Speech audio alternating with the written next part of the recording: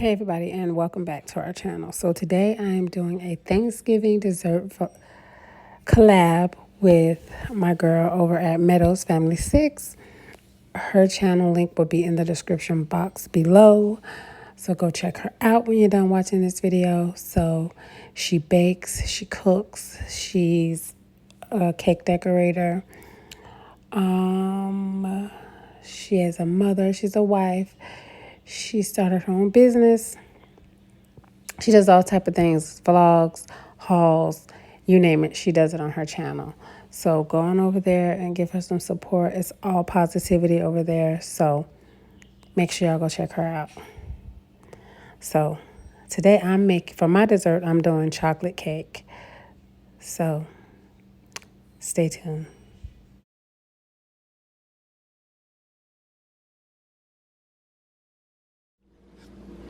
All right, so here's what you're gonna need for your chocolate cake. You're gonna need 3 ounces of chocolate. I like to use the Ghiradelli. Sometimes I also use my guitar, but I do like the Ghiradelli. All-purpose flour, unsweetened cocoa. Again, I prefer the Ghiradelli brand. Salt, baking soda, vegetable oil, vanilla, buttermilk, baking powder, eggs, sugar. And you're also going to need some freshly brewed coffee. I will have the recipe, the amount, and the directions in the description box below. The little arrow right there, you click on it, boom, there's the recipe and the instructions. So, and you're going to make sure your eggs and your buttermilk are at room temperature. This is a very, very moist cake. Okay, so the first thing you want to do is you want to take your chocolate, put it in a bowl with some hot coffee. Do not skip this step. If you skip this step, you will regret it. Don't skip this step. You gotta have coffee. Okay? Got to. And I know some people use hot water, use coffee. I'm telling you, this will take your chocolate cake to the next level. Any of your chocolate cake recipes that call for water, replace it with coffee. I guarantee you, it will take your chocolate cake to the next level. I'm just saying. Don't say I never told you anything. I'm just saying. Okay, so now what you want to do is you want to take your dry ingredients. You're going to sift them into a bowl. Like I said, I will have the amounts and directions in the description box.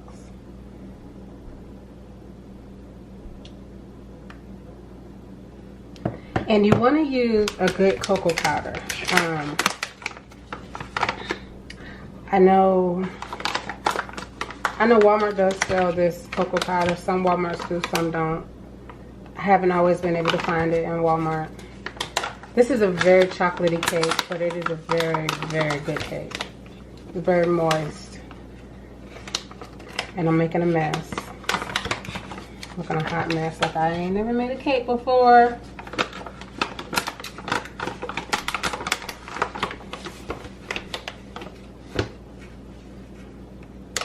Okay. Let me wash my hand off. Got all that flour.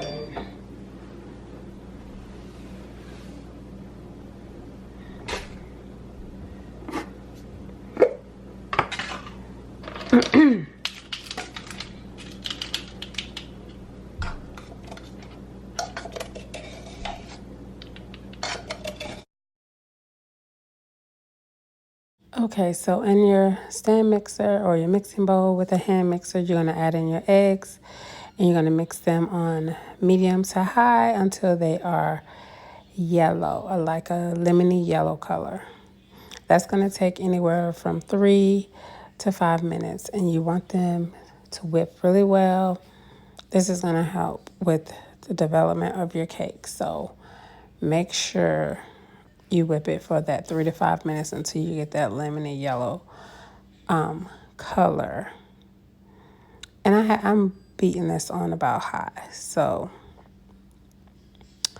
I always do this part on high just because it helps get that air into that to those eggs.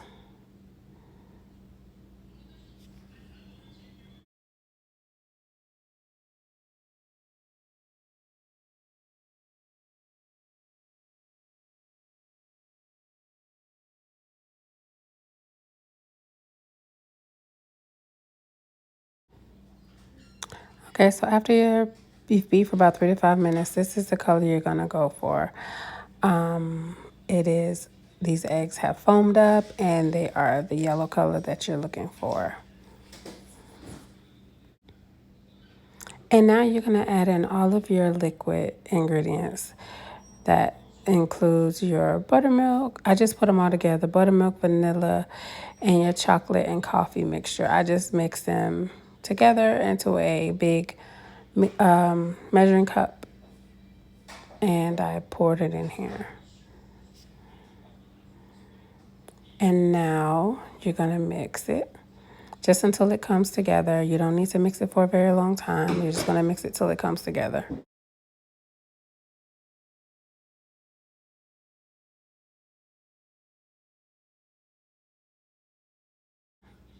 And now you're gonna turn your mixer on low and start adding in your flour mixture, all of your dry ingredients. You can add it all at one time, but I like to add it in a little bit at a time, about a cup at a time, just until it gets well combined. And then I scrape my bowl. I get all my sugar and flour off of the beater, and then I continue to mix it a little bit more, and then it's time to put it in the pan. And now you're going to preheat your oven at 325. Well, technically should have already done that, but you know me. Okay, so I have my Wilton cake pans that I've lined with some Wilton parchment circles that I get from Walmart. They're not even $5. It's $45 coming in the box. They're not even, I think they're like $3 and something. I might be mistaken, whatever. I grease my pans. There are a lot of people who are going to tell you need to go buy expensive pans, but you do not. The Wilton pans are fine. I've used these for my business and have never had a cake that just stuck and had problems with these. I've never had issues with these pans. So Wilton is just fine to use. And this cake batter is a big cake. I even have leftovers. So, and this batter will freeze well. I know people who frown upon freezing cake batter, but it freezes and I've never had an issue with it.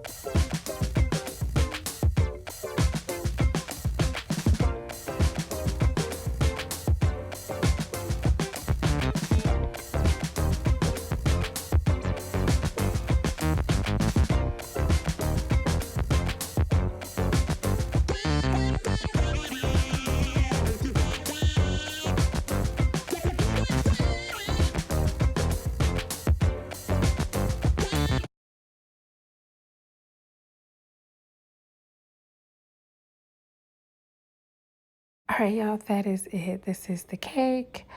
It is very soft and moist, and it's really good. It's rich. Make sure y'all go over and check out Jennifer's video. Again, her channel link will be in the description box.